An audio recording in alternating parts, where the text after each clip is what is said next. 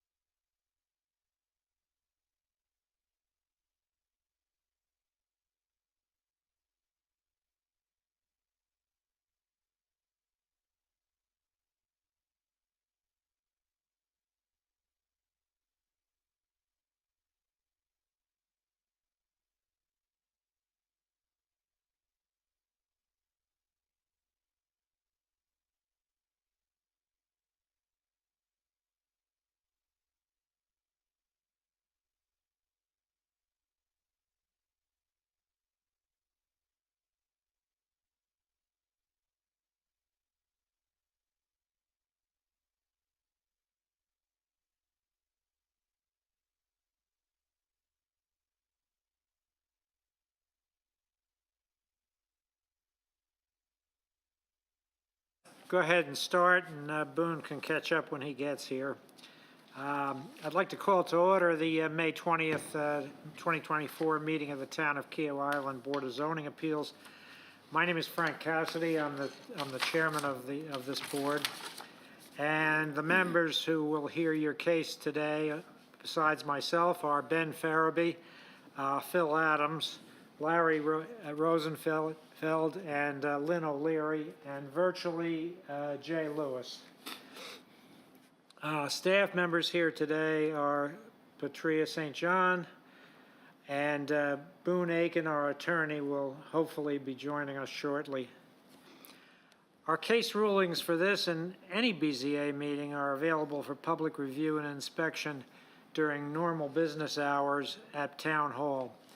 Since we're conducting this meeting virtually via Zoom, please be reminded that so that we can get a clean and clear record for persons listening live, it's important that all participants not speak over one another. So if you'd like to speak, please do raise your hand and I'll recognize you. At this time, I'd like to explain to the public the workings of the BZA. The Board of Zoning Appeals is a quasi-judicial body established to interpret and grant relief from the zoning ordinance. The Board of Zoning Appeals has jurisdiction over 3 types of cases: appeals, variances, and special exceptions. Appeals are heard regarding administrative actions or decisions by the zoning administrator or staff. Variances may be granted when strict application of the zoning ordinance would cause an unnecessary hardship. This board's actions must be based on specific standards as contained in SC Local Government Planning Enabling Act of 1994 and the Town of Keo Island zoning ordinance. Special exceptions allow the board to permit uses if certain conditions as contained in the zoning ordinance are met. A simple majority vote of the quorum present is required to grant a variance or to overturn the decision of the zoning administrator in an appeal or to grant a special exemption. Because today's hearing is a public fact-finding hearing, we are in compliance with the Freedom of Information Act and SC Code 6-29-70. 15 days prior to this hearing, an announcement was printed in the Post and Courier A sign was posted on or near the designated property, and a notice was mailed to the applicant or representative, to residents within 500 feet of the application, and to parties of interest. Persons, organizations, and the news media that have requested declaration of our meeting have also been notified. The Freedom of Information Act does not require notification of anyone other than the applicant and the parties of interest. Our purpose today is for interested parties to be heard in order to assist the board in gathering evidence pertinent to each case. If the members of the BZA feel the need for further information to clarify a case, the board has the authority to subpoena witnesses. In addition to your testimony, our board has been presented with written information submitted to the staff by the applicant or their agent for each case. This information is now considered to be evidence and is entered into the permanent record of this body. It is assumed that this is complete, true, and accurate. Also, we have been presented data assembled by the staff for the purpose of clarifying the location and the effect on its surrounding property. Our board is empowered to approve with conditions, or deny your request. In granting a variance, the Board of Zoning Appeals may attach to it such conditions regarding the location, character, or other features of the proposed building structure or use as the board may consider advisable to protect established property values in the surrounding area or to promote the public health, safety, and general welfare. We are authorized to defer a case should there be a need to obtain additional information. If an applicant's request is approved for a special exemption, a variance, or an appeal of a decision by the zoning administrator, they must go to the town of Kiowa Island to apply for permits. Variances and special exceptions granted by the BZA are valid for 12 months after this meeting. However, if an applicant's request is disapproved and they wish to appeal the decision of the board concerning this case, appeals must be addressed to the circuit court. SC 6-29820 states that the appeal must be filed by the applicant within 30 days after the decision of the board is mailed to them. Failure to file an appeal within the time limit deprives the court of the jurisdiction to hear this matter. Because this is a quasi-judicial body, everything said in this meeting must be complete, true, and accurate. All of the information provided by the BZA is considered evidence, and this board may certify contempt of circuit court if false statements are made, either in writing or orally. Staff has placed a sign-up sheet for any person wishing to address the board, for which we will call individuals one by one to approach the podium to share comments. Remember to speak into the microphone so that the record is clear and accurate. Also, be reminded that all persons who wish to speak shall direct their comments to the board, not the applicant or other speakers or parties of interest. Are you Boone, sir? No? You're here. Mr. Chairman, how are you? Because of this, each person who wishes to address the board will be sworn in. To expedite this procedure, I'd ask those of you who will be speaking to stand as a group, and Boone will administer the oath. Thank you, Mr. Chairman. Good afternoon, everyone, and I see everyone's already standing. If y'all would please raise your right hand for me. Do you affirm that the testimony you are about to give is the truth, the whole truth, and nothing but the truth, so help you God? Yes. All right. Thanks, everyone. Mr. Chairman, I'll turn it back over to you. Thank you, Boone. I shall now call case BZA 24-000005 at 187 Ballybunion. Staff will present facts pertinent to the case. I shall then call the applicant to address the case. The applicant will please stand at the podium and state your name and current address for the record before presenting testimony. I'll then ask for all those speaking either in support or opposed to speak. They'll be limited to 3 minutes each, and the applicant will have the opportunity for rebuttal. Patria, you're up. Good afternoon. So this is for case BZA 24-000005. I think I got the right number. The applicant owner is Pinnell Reed Family Trust.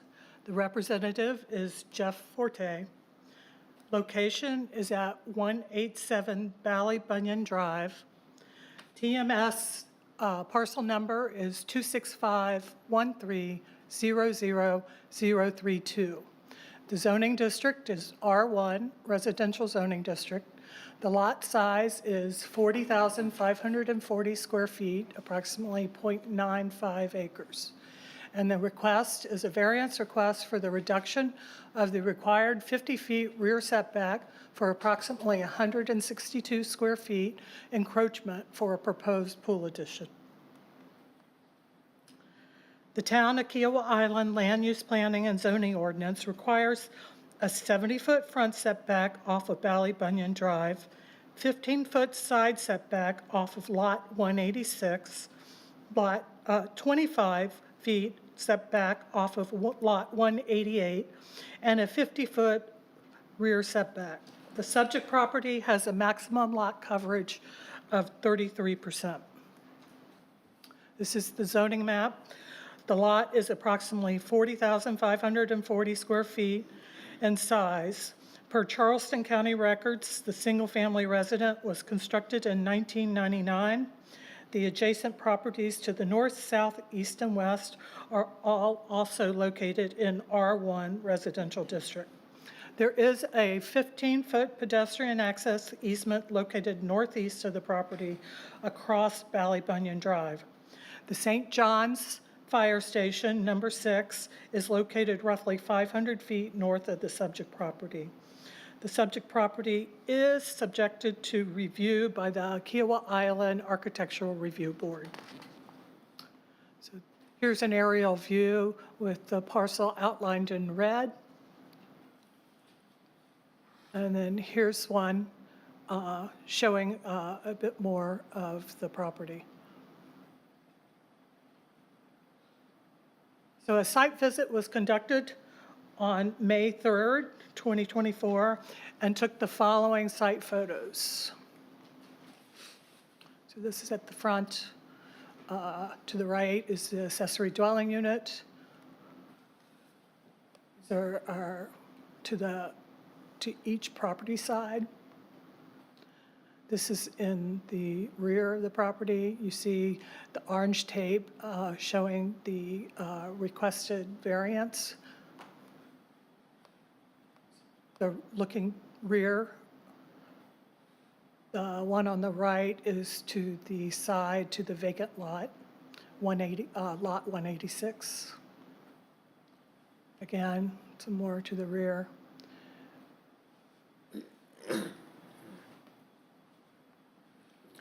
Okay, these are, on the left side is the current site plan, and on the right side is the proposed site plan. And this is an enlargement of the area that we're discussing. The applicant's plans include a pool and deck extending south from the existing rear deck.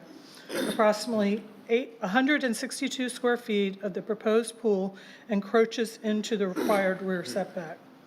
The proposed deck does not encroach into the rear setback. The proposed pool extends approximately 14 feet into the required rear setback. The existing lot coverage is approximately 29%, and the proposed lot coverage is approximately 30.9%. The applicant submitted to the Kiowa Island Architectural Review Board on April 3rd and was granted preliminary approval for permit submittal from the following condition, with the following conditions. Quote, the view corridor for this property angles south on the southeast facing lot, and the existing house was designed in response to this condition.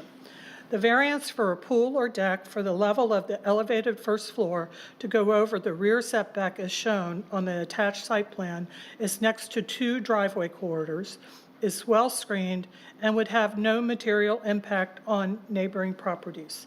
The variance is approved, end quote. This is a rendering for that proposal. So variance approval criteria. Staff findings. A site visit was conducted on May 3rd, 2024, at which time the following determinations were made regarding the approval criteria for variances, as stated in Chapter 12 of the Town of Kiowa Island Land Use Planning and Zoning Ordinance. Number one, or A, there are extraordinary and exceptional conditions pertaining to the particular piece of property. There may be extraordinary and exceptional conditions pertaining to the property due to the home being constructed out of line with the setbacks. Per the applicant's letter of intent, quote, "The current home was originally sited at a slight angle from the side property and side setback lines. This original angle siting is the driving factor for our request for this slight variance in the rear setback of the home." B, these conditions do not generally apply to other property in the vicinity. Existing structures in the vicinity may or may not have similar circumstances based on current setback standards. These conditions may be unique to the subject property and may not generally apply to other properties in the vicinity. The subject property is unique in that the home was constructed with ARB review to integrate the built environment into the natural surroundings. C, because of these conditions, the application of this ordinance to the particular piece of property would effectively prohibit or unreasonably restrict the the utilization of the property. The application of this ordinance to 187 Valley Bunyan Drive would restrict the construction of the proposed pool as the structure encroaches into the required 50-foot rear yard setback. However, it does not unreasonably restrict the utilization of the property. Per the applicant's letter of intent, quote, "It is our intent to update the home and add a very straightforward, simple, narrow swimming pool to the rear," unquote. D, the authorization of a variance will not be of substantial detriment to adjacent property or to the public good, and the character of the zoning district will not be harmed by the granting of the variance. The proposed pool encroaches into the setback by approximately 14 feet with a total additional encroachment of 162 square feet for the proposed pool. However, due to the positioning of the house, the proposed pool and deck will remain screened from neighbors and may not be of substantial detriment to the adjacent properties, public good, and the character of the zoning district. Per the applicant's letter of intent, quote, "This site is currently buffered by very dense and natural trees and plant material. There are no existing trees that will be impacted by adding this proposed swimming pool.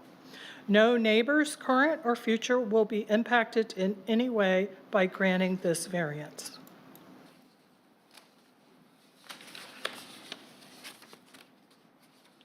Oh, now my slide doesn't want to work. E, the Board of Zoning Appeals will not grant a variance the effect of which would be allowed the establishment of a use not otherwise permitted in a zoning district, to extend physically a non-conforming use of land, or to change the zoning district boundaries shown on the official zoning map.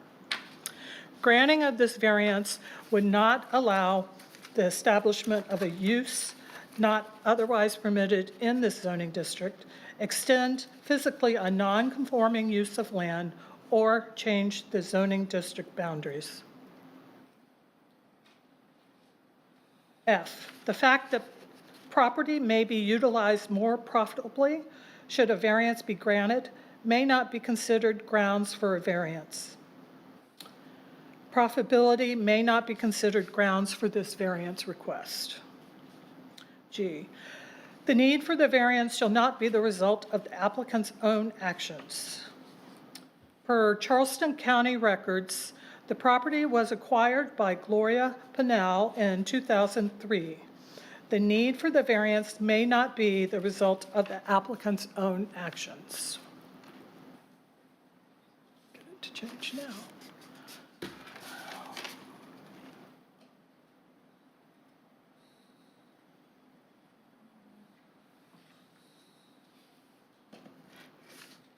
There. Oh, I went too fast. And then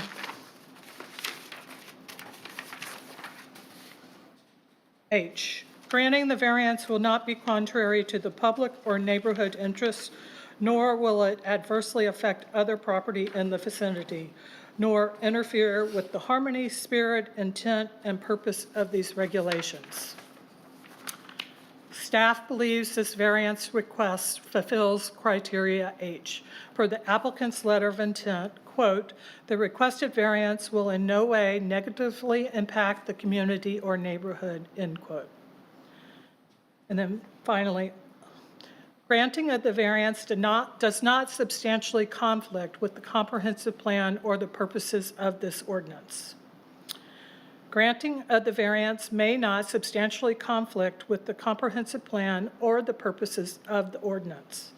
The applicant's proposed plans do not exceed the maximum lot coverage.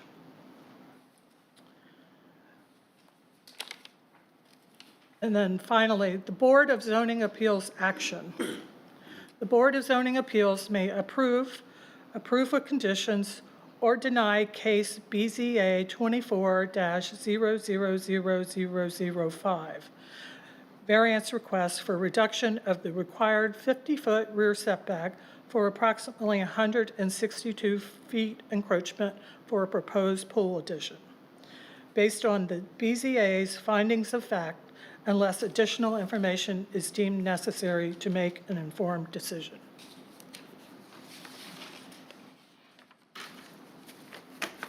Thank you, Patria. Questions for Patria? Just to clarify, the staff report says built in 99. Mr. Dewberry's letter says built in 97. Which one is it? According to Charleston's records, it's, per the staff report, it's 99. Anything else for Patria? Okay, we'll hear from the applicant, please.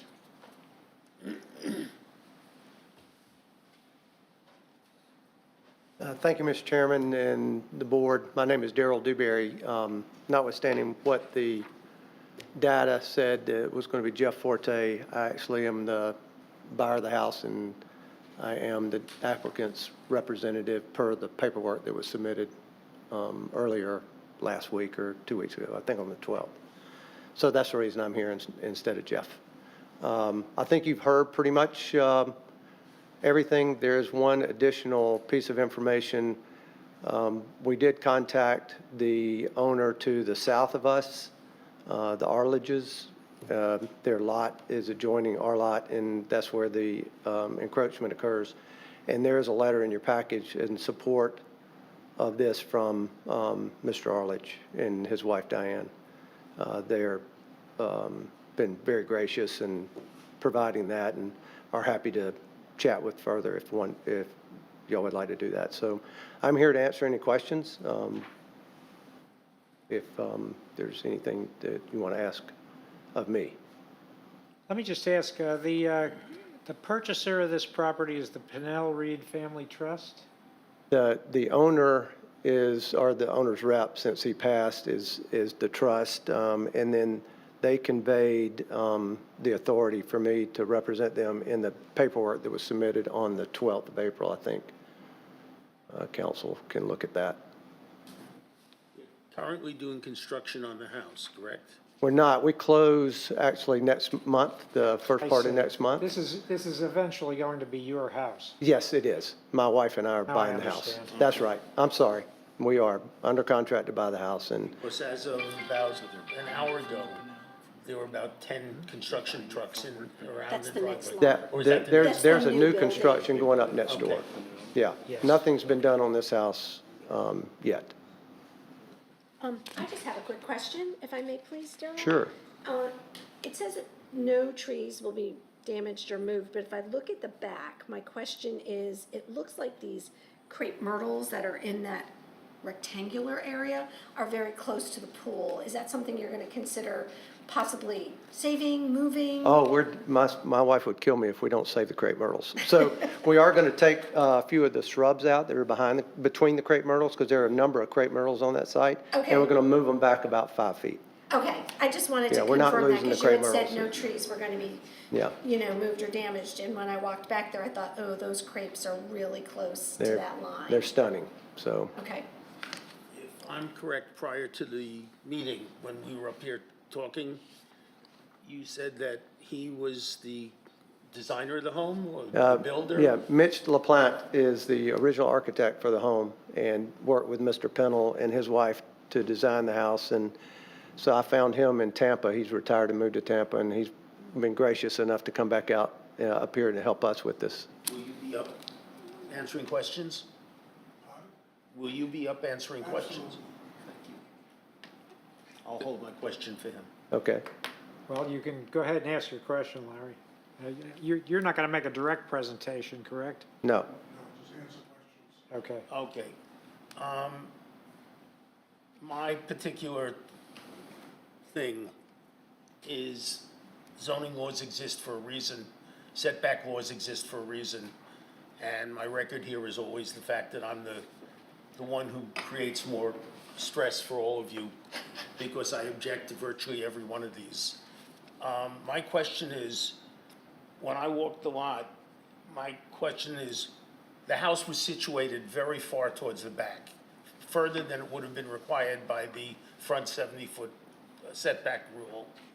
And there's a huge area between the, what I would call the guest house and the actual home. You designed the home. I assume that somewhere in there, you thought perhaps a pool might be added later on. And why did you not position the home so that the pool could then be put in within the extant 50-foot setback line, and especially not going near the OCRM line? I don't understand why you put up these small details.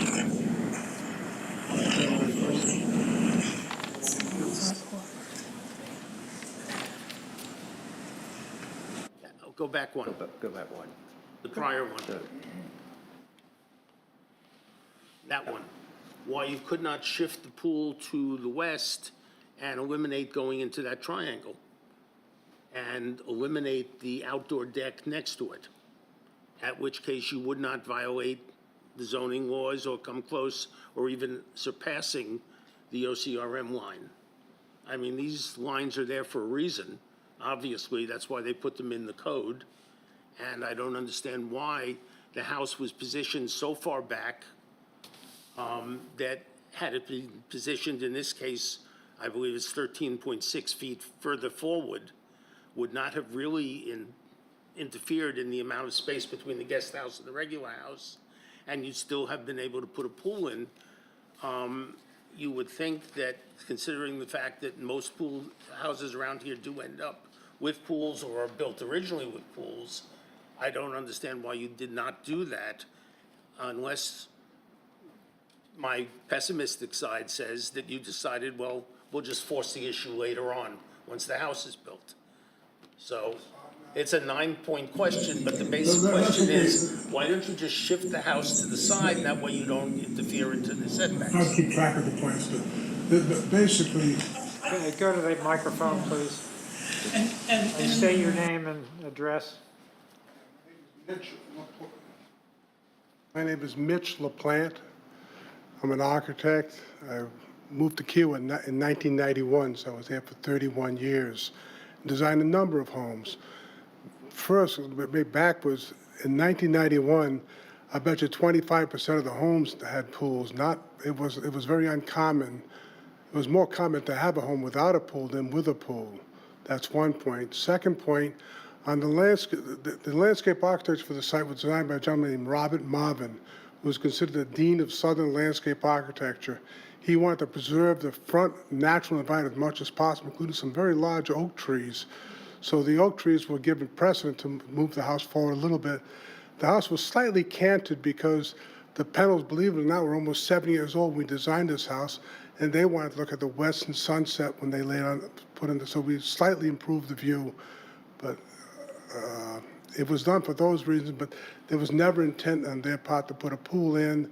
But now the only logical solution is what we have before us here for a pool. But the trees were a big factor for the panels at that time, as well as the landscape architect at that time. Just point of clarification. I know that the setback line is in play here. I wouldn't have, I don't remember reading that the OCRM line is in I play. didn't see, It's right here. No, it's not. Line is the OCR. No, it's not, sir. It really can't be because there's a flag lot behind it. If it was, the whole lot in front of it would be in play. There's But no it's- OCRM There's another house behind it. No, sir. incursion. There's another house behind it. Yeah, there's another There's house behind there, it. I know, so but it it actually does have an OCRM line though, for some can't reason. be, because there's another house back there. Yeah, this is a back flag lot. What is the black line that's shown on here? That's a that's the elevation where the house should be elevated off the ground, but the house exceeds that anyway. Okay. And those lines have changed in the history of Kiowa anyway. Other questions?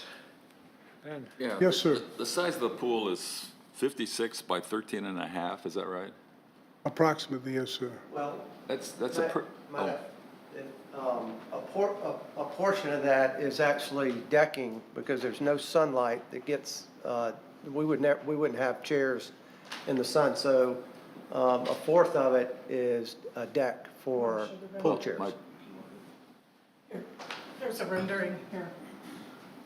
Well, she's got it. The red indicates the change of scope, and you can see that it's a very modest deck area.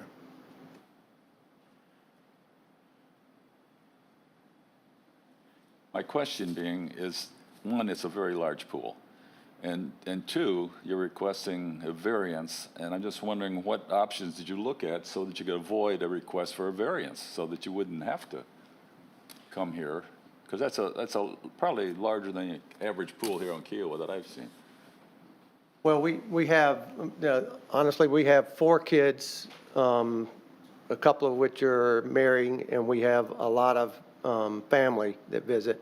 So we wanted a pool that was big enough in keeping, we got 7 bedrooms, so it was partially that we wanted enough space, and then we wanted some outdoor seating area. So if we move the pool down, we would eliminate any sunlight that we could get, the kids could get sun. I don't sit in the sun very much anymore, but they do, so. So you entertain no options to avoid. Well, a we looked at it, variance? once we squeezed it in, the pool was really small at that point, smaller than the, I forgot what it was, Smaller than 13 and a Olympic half pool. by like 14 or something like that. It was more of a square. But you described the variance as pretty slight, so I think I would describe the pool would be pretty large. Well, it's the geometry that's severely affected, not the total area. The geometry of the pool is severely affected without that little small triangle. Yeah, well, I've seen all size pools here. Understood. Other questions? Is there any intent to put this house in a rental pool? No, never. As long as I own it. And I intend to own it for the duration. Any others? Jay, you okay? Okay. In that case, I'd entertain any motions that anyone would like to make. Move to approve. There's a motion to approve the variance. Is there a second? second. Motion is moved and seconded. Any further discussion? Okay, we will, in that case, we'll vote. Ben? Yes? Lynn? Yes, Bill? Yes. Larry? No, Jay? Yes. And Frank, yes. So the vote is 5-1 to approve. The variance is approved. And the reason for that approval is that this seems to be a reasonable accommodation due to the original orientation of the house. Yes, maybe it could have been done differently, but that was a long time ago. And the site of the pool is extremely secluded, so this is not going to have any effect on the neighboring properties. And the neighbor's okay with it. Yeah, and the neighbors are okay with it. So folks, good luck with this. Looks like a very nice addition. Thank you very much. Thank you, Chairman. Thank you, Board. Our next piece of business, next and final piece of business is the revisions to to our rules of procedure. As you know, I was not present at the last meeting. I have watched the YouTube video of it, and Hopefully no drink in your hand. I think, I think where you ended up, which is with very minor revisions, I think after we talk through a lot of this stuff, I think is the right place myself. So we can go ahead and approve this if everybody is good with it, but let's first see if there's any further discussion. Lynn? Frank, I talked to John about this, and I think a couple of you guys did as well. Number 20 just seemed to be incorrect. The board members may participate virtually in meetings where there are no applications to be considered. We don't normally have meetings if there's no applications. So I talked to John, and he said that was gonna be reworked, and it's not in here. So I think that's still, number 20 is counterintuitive to what Mr. Jay's doing at the moment. I agree, and in addition, so the implication of it is that board members may not participate virtually where there are applications to be Yeah, considered. I mean, it just didn't make any And sense. earlier on, we eliminated the restrictions on virtually participating. Correct, so that was why I I just think thought. what we need to do is eliminate number 20. Okay, Because I think the discussion came out about training sessions also as being a meeting where we just have a training session and not a case. And they said, well, they wanted everyone to be, available, or did they want people to be able to attend training sessions by Zoom? And Okay. they never really made a decision. All right, so we'll eliminate number 20. Any other comments, questions? Yeah, Ben? I have several. Under membership, I think the members of the BZA should be property owners. That was included in the original document we saw from the town council that said property owners, where it doesn't require it. I could be a renter and be on this committee. I agree with you. I'm sorry, I missed, where was that one? I apologize. So, Under membership, the under membership would be the fourth line. The resident member shall mean a person who resides permanently. I say it should be a property owner who resides permanently.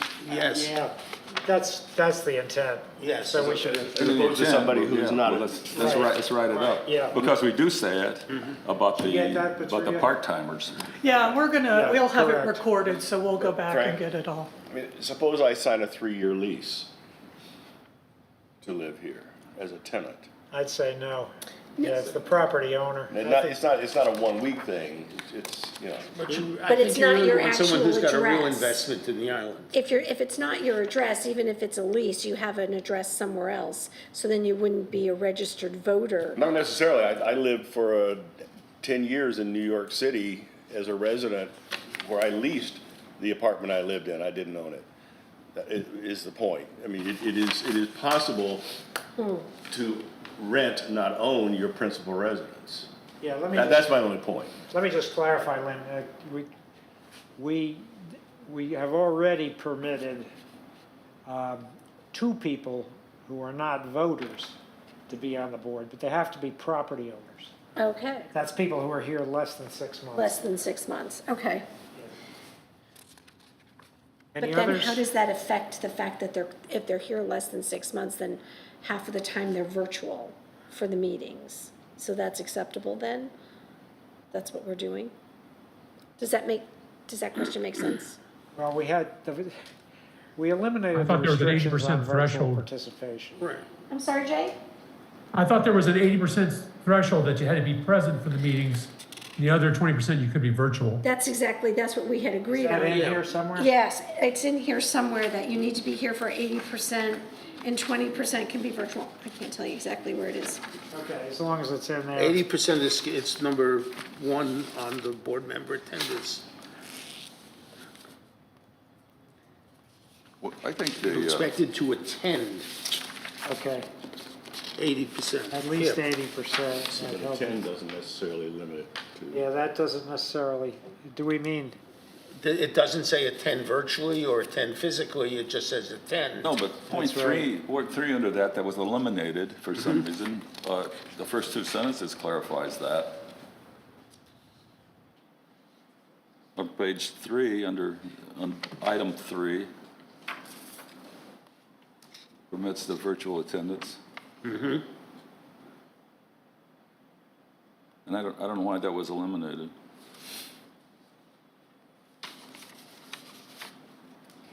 I agree with eliminating the last sentence in 3, but not the first two.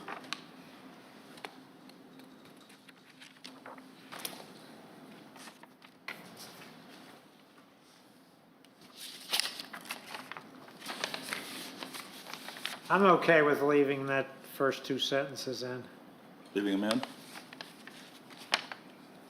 We can define what exceptional circumstances. I think the advantage of it is it clarifies the virtuality of being able to attend the Yeah. virtual, of which we do a lot now. All right, so we'll leave the first two sentences of number 3 in. Any others? Yes, on page 4, under item 11, I believe it talks about the application materials. Item 12 talks about supplementary materials, generally by other people, neighbors, et cetera, citizens. I think that item 11 ought to not only address the time required to get to the office, but also it should include, I think, a sentence that says that the time that the material should get to the BZA for review. Our time is getting shorter and shorter. You keep, I agree. There isn't a time, because I get the town manager, the meeting, and then I wait a week and I send an email to John saying, when are we getting the things? He says, it only has to be a week ahead of time. He told me I'm the only one who so does it. I propose No. that under 11, we add a sentence that says that the BZA should be receiving this at least 5 days prior to. I also have Fine an with me. objection, that when we come to meetings and they hand us new documents at the meeting, that they say just came that morning or that afternoon. I wonder, should we have a cutoff date? Well, there is a cutoff date, but then But it is. it's not in effect. But it says it in here, because I know we had talked about this last time, that it said that it's, whatever it is, 3 or 5 days, but it's up to the board. We can that- consider We it if we can want consider to. it if we want to. And so we take that under the advisement of our planner, which is John. Because I've said that there's been so many times we get a letter, like the day of the meeting, and we have no response to it. I mean, we just see it the minute we walk in. And even 5 days prior, I mean, because that's what he had said to me, we're allowed to have a week. I almost wish we had a little more time, because, you know, if you have guests or if you're in the middle of a couple of different things, if there's more than one property to see, sometimes just to sit down and actually review everything, I would prefer it earlier, but I'm sure I'm a nudge. Let's make it 5 days and ask the staff to try hard to get it earlier. Especially, by the way, next month, we have 4 cases. Okay, I'm So not here keep your next month. afternoon free. Okay, I'm not here. And for that, oh, You're well, not then- here? I'm going to Alaska. You're not For allowed. that, for that, it would be great if we can get the stuff a little bit early. Can you Zoom from the boat? So let's probably on could number Zoom from 11 the add that 5-day When we went to sentence. Tahiti, we got no Zoom. Anything else, Ben? Almost killed me. Anybody else got anything else? No, I think right, I we're think- okay. I think we've got enough changes here that we want to take another look at this before we call for a vote. Yes, if you don't mind. Yeah, so let's do that next. We'll add that to next month's agenda. Good going, now we have 5. All right, any other business? No, sir. Okay, folks, we're adjourned. Thank you all very much. Thank you. Thank you. Good to see you again.